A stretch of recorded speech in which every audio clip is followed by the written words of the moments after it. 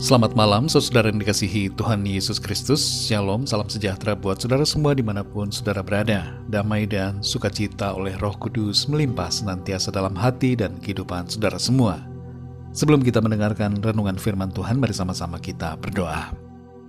Terima kasih Bapa di sorga, kami bersyukur untuk kemurahan-Mu, pimpinan dan penyertaan-Mu dari pagi hingga malam ini. Kami bersyukur untuk pertolongan Tuhan dalam kami melakukan segala aktivitas kami. Pada saat ini kami rindu untuk mendengarkan sabda firman-Mu.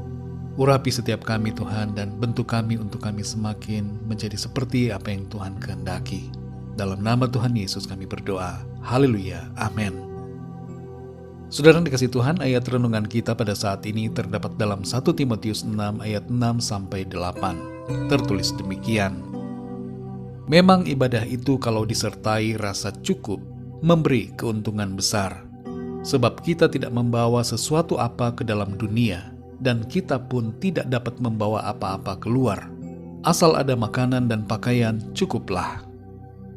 Saudara yang dikasihi Tuhan, latar belakang ayat ini adalah adanya oknum-oknum yang mengajarkan bahwa ibadah itu merupakan sumber keuntungan secara materi. Sehingga orang-orang datang beribadah dengan motivasi ingin mendapatkan kekayaan.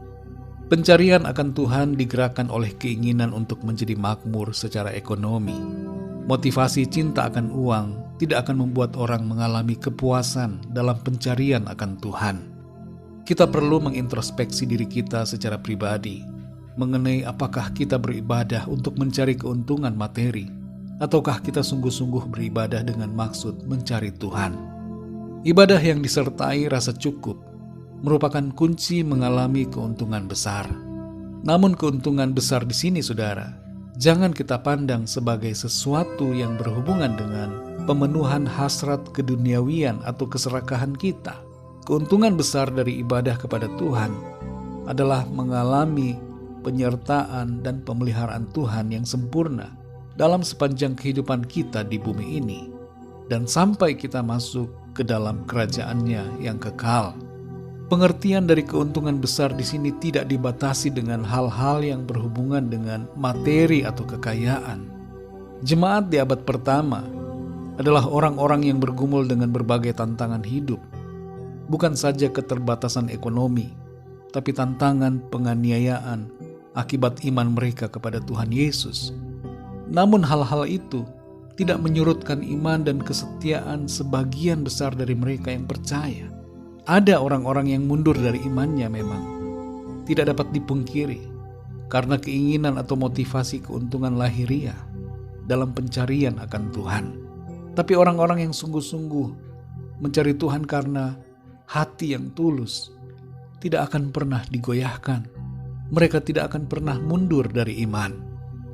Saudara yang dikasihi Tuhan, kita tidak akan mengalami kepuasan apabila motivasi kita mengikut Tuhan adalah uang dan kekayaan. Tuhan memang sanggup memberkati kita, tapi kembali lagi, bukan itu yang menjadi fokus kita dalam pengiringan akan Tuhan. Di ayat yang ke-7, kita diingatkan bahwa kita tidak membawa apa-apa ke dunia ini dan tidak dapat membawa apa-apa keluar. Kita datang ke dunia ini dengan tangan kosong dan akan keluar dari dunia ini dengan tangan kosong juga. Beberapa orang kaya zaman dulu meminta agar hartanya dikuburkan bersama dengan tubuh mereka saat mereka meninggal. Tapi harta itu tidak bisa dibawa terus, hanya terbatas di dalam kuburan saja. Ayat-ayat ini, saudara, dengan tegas hendak memperbaiki motivasi kita dalam hidup keimanan kita pada Tuhan, dalam ibadah-ibadah kita, dalam ketaatan kita, dalam seluruh motivasi dan perbuatan kita setiap hari. Asal ada makanan dan pakaian, cukuplah. Ini merupakan pesan yang mengandung makna agar kita puas dengan apa yang ada. Miliki rasa puas dan syukur kepada Tuhan atas apapun yang kita punya. Pernyataan dalam ayat ini, saudara, tidak ada hubungannya dengan kemalasan dan sikap tidak mau berusaha. Bukan itu maksud dari ayat ini. Tapi ayat ini menyatakan suatu sikap mendasar yang harus kita miliki dalam hidup beribadah kepada Tuhan, yaitu merasa puas dan bersyukur. Tanpa sikap hati yang demikian, kita akan menjadi pribadi-pribadi yang kecewa, Dan kekecewaan itu dapat menyebabkan kemunduran iman. Perhatikanlah pesan Tuhan dalam Matius 13 ayat 22. Di situ tertulis, yang ditaburkan di tengah semak duri ialah orang yang mendengarkan firman itu, lalu kekhawatiran dunia ini dan tipu daya kekayaan menghimpit firman itu sehingga tidak berbuah. Kekhawatiran dan tipu daya kekayaan dapat menghalangi pertumbuhan iman kita. Karena itu saudara, dalam pengiringan kita akan Tuhan, motivasi kita jangan dilandasi oleh keinginan-keinginan lahiriah, materi atau kekayaan. Mari kembali lagi kepada hal mendasar dari iman dan ibadah kita kepada Tuhan. Carilah Tuhan dengan hati kita yang tulus. Cintai Dia dengan kemurnian. Beribadahlah dengan disertai rasa cukup. Bersyukurlah kepada Tuhan untuk segala yang kita terima dan miliki. Berkat sejati dari Tuhan akan dilimpahkannya dalam kehidupan kita yang sungguh-sungguh mencari Dia dengan iman yang murni. Mari kita berdoa saudara.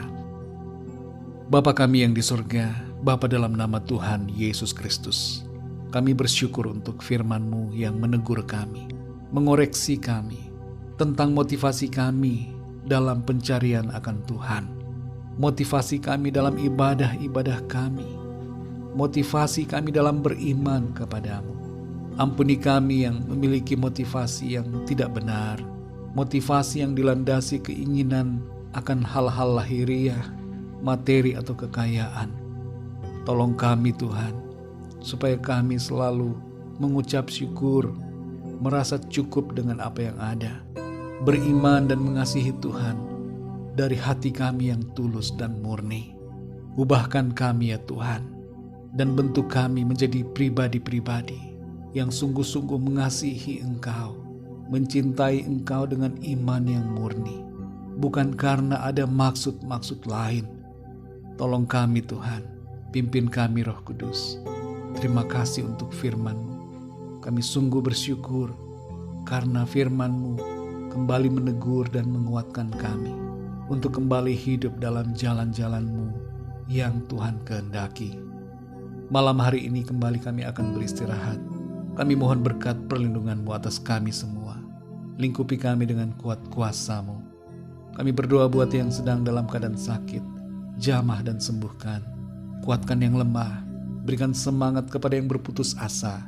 Lepaskan yang terikat dan terbelenggu dosa dan kuasa kegelapan. Dan berikan jalan keluar bagi mereka yang sedang mengalami masalah dalam hidupnya. Kami berdoa buat bangsa dan negara kami Indonesia dan juga semua bangsa di dunia ini. Pulihkan situasi pandemi yang ada saat ini dan lawat setiap orang dari segala bangsa supaya mereka mengalami perjumpaan secara pribadi dengan Engkau dan mereka percaya dan menerima anugerah keselamatan daripadamu.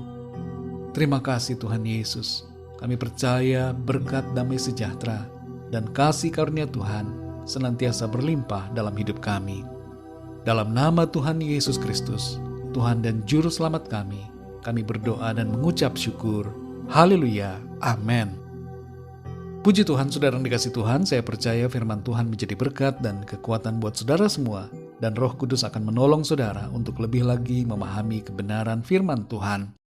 Tuhan Yesus memberkati saudara semua. Sampai jumpa dalam renungan yang berikutnya. Haleluya.